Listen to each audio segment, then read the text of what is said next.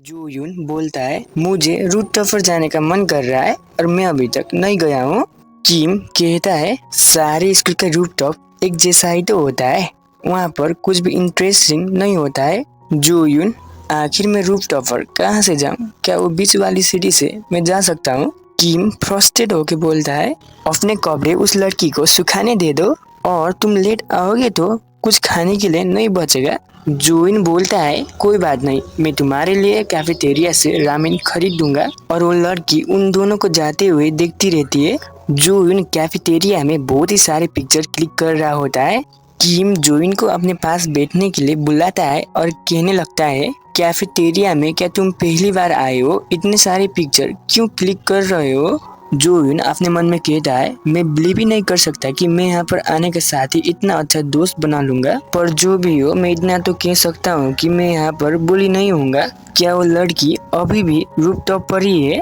उसके बाद किम बोलता है तुम क्या कर रहे हो, किसी को देख रहे हो क्या? जूइन बोलता है नहीं, मैं बस यही सोच ही रहा था कि क्लास में बगल में बैठी हुई लड़की क्या खाना नहीं खाएगी। किम जूइन को बोलता है क्या तुम सीओ में इंटरेस्टेड हो? जूइन शर्माते हुए कहता है क्या नॉनसेंस जैसी बातें कर रहे हो, नहीं हूँ मैं इंटरेस्टेड। और ब्लश करके मन में सीओ कहता है।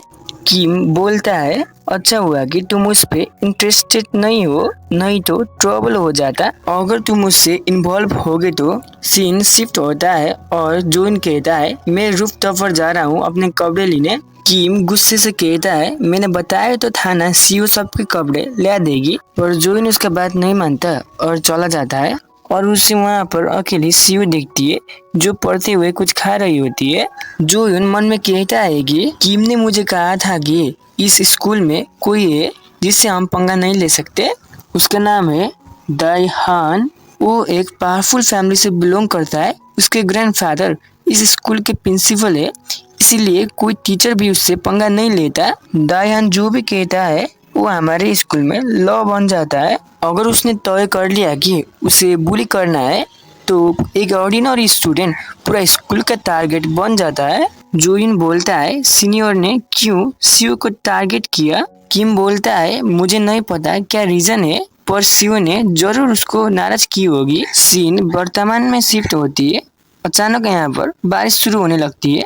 जूइन सीओ को कपड़े उठाते हुए देख रहा होता है और मदद करने जा रहा होता है, पर उसे उसके फादर की बातें याद आने लगती है और मन में कहता है अगर मैं उसके साथ इन्वॉल्व हुआ तो मैं फिर से बुली होऊंगा।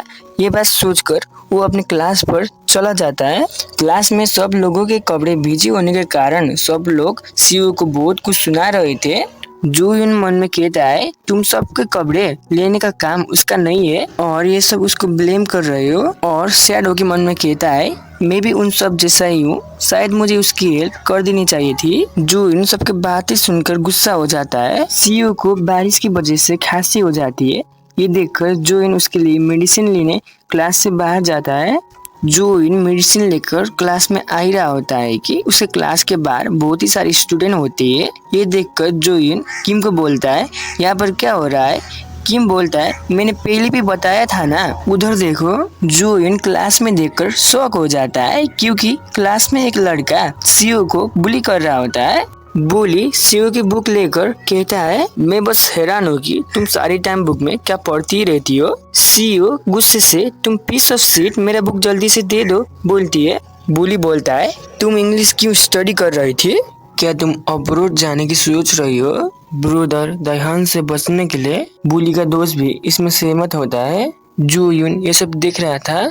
बुली सीयू को बोलता है अब मुझे ब्रदर दायहान को इन्फॉर्म करना पड़ेगा कि तुम अब्रोड जाने की सोच रही हो।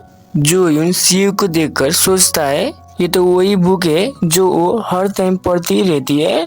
तो अभी बुली उसके बुक को जमीन में फेंक कर उसमें थूक देता है। ये देखकर सीओ थोड़ी सैड दिखती है। बुली कहता है अभी तुम बुक ले जा सकती हो। और सीओ के पास आके बोलता है अब क्या हो गया, जल्दी से अपना बुक उठाओ और ले जाओ, अगर नहीं उठाओगी तो मैं उसे फेंक दूंगा। तो अभी जून आता है और उस बुक को अपने जैकेट से साफ करता है और सीओ को देता है। बुली गुस्से से जून को बोलता है तुम यहाँ पर ट्रांसफर होके अभी अभी आए हो, इसलिए यहाँ पर क्या चल रहा है तुम्हें नहीं पता, तो जल्दी से मुझे वो बुक मेरे हाथ में दे दो। जोइन उसे इग्नोर करता है। ये देखकर बुली को गुस्सा आता है और वो पीछे से जोइन को मारने वाला होता है कि तभी जोइन पीछे मुड़कर उसके फेस पर एक बहुत ही बवाल सी पंच मार देता है। ये पंच देखकर पूरी क्लास हैरान हो जाती है और खुद जोइन भी हैरान होता है।